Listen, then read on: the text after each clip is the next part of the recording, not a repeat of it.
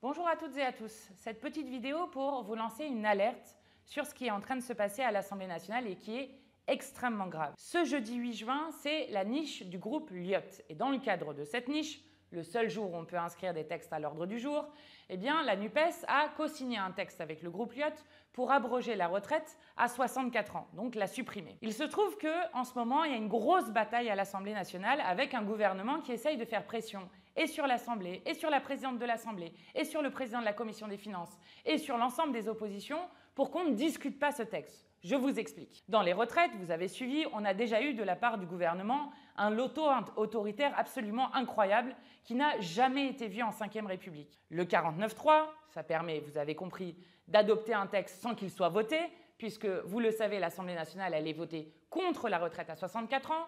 Vous avez ensuite le 47.1 qui permettait pour la première fois de faire passer un texte de fond par un projet de loi de financement rectificatif de la sécurité sociale qui permet d'utiliser le 49.3 et de limiter le temps de débat. Ensuite, moins connu, le 44.2 qui permet de supprimer plein d'amendements dans une discussion. Et le 44.3 utilisé au Sénat qui permet lui de faire un vote bloqué et de ne pas voter sur chacun des amendements comme ça se fait normalement. Et bien là, fin du loto autoritaire, ils utilisent maintenant l'article 40. Alors l'article 40, c'est quoi? L'article 40, c'est de dire que lorsqu'il y a une proposition de loi ou des amendements, on n'a pas le droit de créer des dépenses. On n'a pas le droit de créer ce qu'ils appellent des charges financières sans que ça soit gagé sur, par exemple, des ressources, je ne sais pas, aller chercher les super profits ou ce qui se fait le plus souvent sur le prix du tabac. Ensuite, ce n'est qu'une norme. On enlève cette charge-là, on enlève ce gage-là et on fait ensuite la proposition de loi. Donc, ils utilisent l'article 40 pour dire que cette proposition de loi serait irrecevable et qu'on ne pourrait pas la discuter. Or, comme dans toutes les propositions de loi, le bureau de l'Assemblée nationale, présidé par Yaël Braun-Pivet, présidente de l'Assemblée, a déjà décidé que cette proposition de loi était recevable.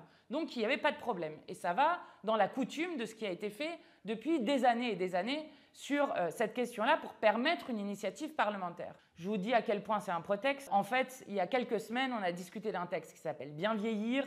Et dans ce texte qui s'appelle « Bien vieillir », il y avait 7 à 8 milliards de coûts dans cette proposition de loi qui étaient gagés sur le tabac. Donc, exactement pareil que celle qui est proposée par Lyot aujourd'hui. Donc, qu'ont-ils fait? Ils ont saisi le président de la Commission des finances pour qu'il donne un avis pour savoir si cette proposition de loi était recevable, si on pouvait la discuter, ou irrecevable. Eh bien, Éric Coquerel a donné sa décision et a décidé sur une longue jurisprudence avec des arguments qui sont extrêmement solides, que oui, cette proposition de loi était bien recevable. Et pire que si on mettait ça en jeu, alors ça voudrait dire qu'il ne pourrait plus y avoir une seule initiative parlementaire dans cette Assemblée. Donc, il a jugé cela recevable. Alors là, levée de bouclier du gouvernement, des macronistes à l'Assemblée qui expliquent que Éric Coquerel serait le pire président de la Commission des finances de l'histoire de l'Assemblée. Maurice Papon a été président de la Commission des finances pour vous dire jusqu'à où ils vont, pour expliquer que ça serait une décision partisane. Ça ne l'est pas. Je vous parlais de la PPL Bien vieillir, mais on peut vous parler de tout l'historique des décisions qui ont été prises au moins depuis 2009, qui vont toutes dans le même sens, c'est-à-dire protéger le droit à l'initiative parlementaire et le droit du Parlement juste à pouvoir avoir une initiative parlementaire pour légiférer. La deuxième chose, c'est que ces gens oublient complètement ce qu'on appelle la séparation des pouvoirs dans ce pays. C'est quand même incroyable de voir un gouvernement qui veut lui-même dicter sur quelque chose qui est parlementaire, ce qui serait constitutionnel, non constitutionnel, ce qu'on pourrait discuter ou ne pas discuter. Alors pourquoi est-ce qu'ils ont peur? Je vais vous expliquer, c'est simple. La Première ministre l'avait dit lors du premier 49.3, le compte n'y était pas. Donc si on va au vote le 8 juin sur cette proposition de loi, ils savent très bien que l'Assemblée nationale votera contre la retraite à 64 ans et vous imaginez le signal politique que ça envoie dans le pays. Donc ça magouille à fond. Donc première chose, partagez cette vidéo parce que ça permet à tout le monde de comprendre ce qui est en train de se passer et à quel point ces gens détestent la démocratie. Deuxième chose, suivez la commission des affaires sociales qui aura lieu ce mercredi 31 mai, qui a lieu avant le 8 juin, pour discuter la proposition de loi, notre proposition de loi dans le cadre de la niche Lyot. Troisième chose, il faut qu'on soit très nombreux et nombreuses à descendre dans la rue le 6 juin à l'appel de l'intersyndicale parce qu'il y a besoin de maintenir une pression populaire très forte et pour dire qu'on ne tourne pas la page de nos vies sur cette question de 2 ans de vie volée.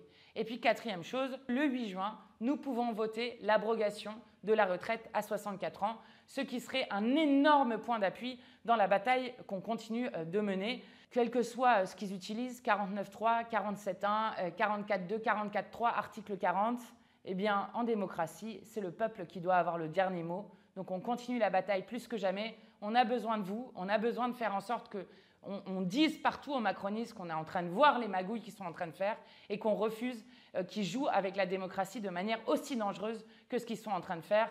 Courage les amis, on continue et je continue de vous tenir au courant.